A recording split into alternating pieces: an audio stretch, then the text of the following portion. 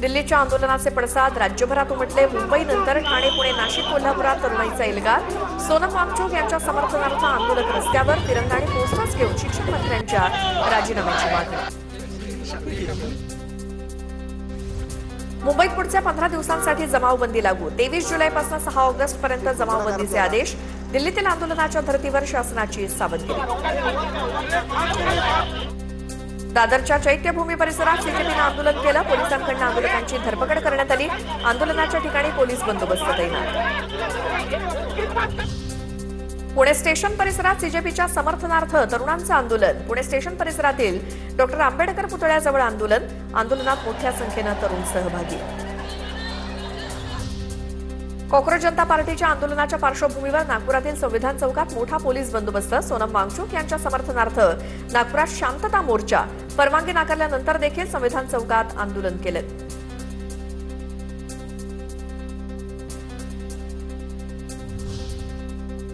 कोल्हापूरच्या शिवाजी विद्यापीठात सोनम वांगचुक यांच्या समर्थनार्थ आंदोलन। विद्यार्थ्यांना शिवाजी विद्यापीठाच्या सुरक्षा रक्षकांनी अडवलं। आंदोलक विद्यार्थी आणि सुरक्षा रक्षक यांच्यामध्ये शाब्दिक वाद।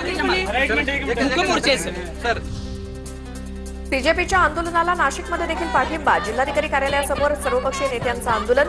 सामाजिक संघटना देखील आंदोलनात सहभागी।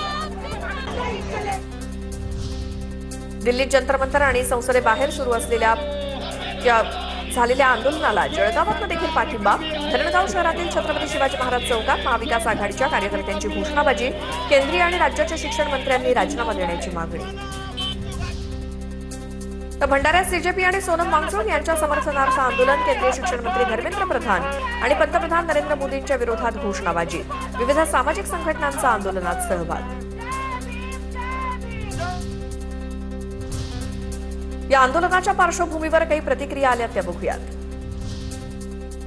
विद्यार्थ्यांवरती लाठीमार करण्याऐवजी भाजप सरकारनं आपल्या धोरणांचं आणि त्रुटींचं पुनरावलोकन केलं पाहिजे। विद्यार्थ्यांवरती आज झालेल्या लाठीचार्जवरती काँग्रेस खासदार प्रियांका गांधींची संतप्त प्रतिक्रिया। विद्यार्थ्यांवरती लाठीचार्ज करणं ही कोणती लोकशाही? विद्यार्थ्यांच्या बाबतीत सरकार असंवेदनशील। काँग्रेसच्या मल्लिकार्जुन खरगेंकडून लाठीचार्जचा निषेध। आज स्टूडेंट्स पे जो लाठीचार्ज की, नौजवान बच्चों पे जो किए, ये डेमोक्रेसी पे हमला है। इसके बारे में सोचने के लिए हम 10 बार बोले, लेकिन वो सरकार सोच रही नहीं। दिल्लीत विद्यार्थ्यांवरती झालेल्या हल्ल्याचा पश्चिम बंगालच्या माजी मुख्यमंत्री ममता बॅनर्जींकडून निषेध व्यक्त। हे कोणतं सरकार आहे जे आपल्याच विद्यार्थ्यांना घाबरतं? ममता बॅनर्जींचा सवाल। आजची दृश्य पाहून जगाला समजेल की भारत सरकारचं रूपांतरण हुकुमशाहीत झालंय। आदित्य ठाकरेंची सरकारवर टीका। सत्ताधारी वर्तुळातील कुणालाच शिक्षणात रस नाही का? अकार्यक्षम मंत्री धर्मेंद्र प्रधान यांना बदला। आदित्य ठाकरेंची मागणी। लोकसभा अध्यक्ष, संसद, सुप्रीम कोर्ट सरकारचे गुलाम झालेत। गुलामगिरीच्या बेड्या तोडण्यासाठी विद्यार्थी रस्त्यावर। सरकारच्या हातात असतं तर जंतर मंतरवरील लाखो लोकांना ईडी लावली असती। राऊतांचा हल्लाबोल।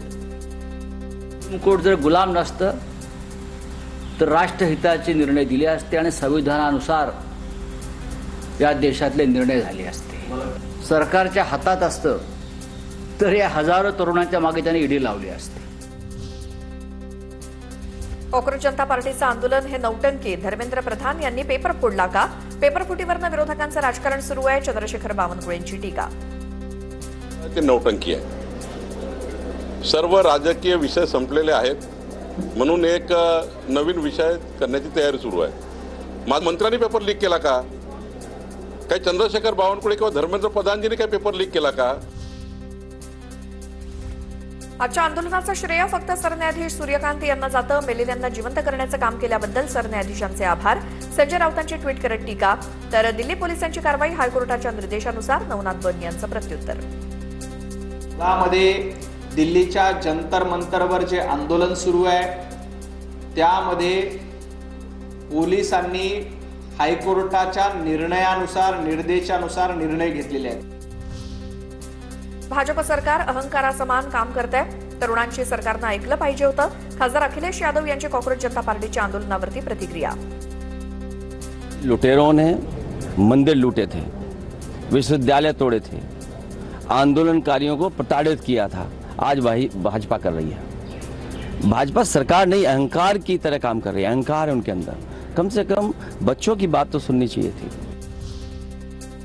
सरकार बदलण्याचा लढा सुरू झालाय। धर्मेंद्र प्रधानांचा राजीनामा क्षुल्लक, आता सरकार बदलण्याचाच लढा। उद्धव ठाकरे यांचं वक्तव्य, तुमच्यात असलेल्या आगीतून सरकार भस्म झालं पाहिजे, उद्धव ठाकरेंचा हल्लाबोल।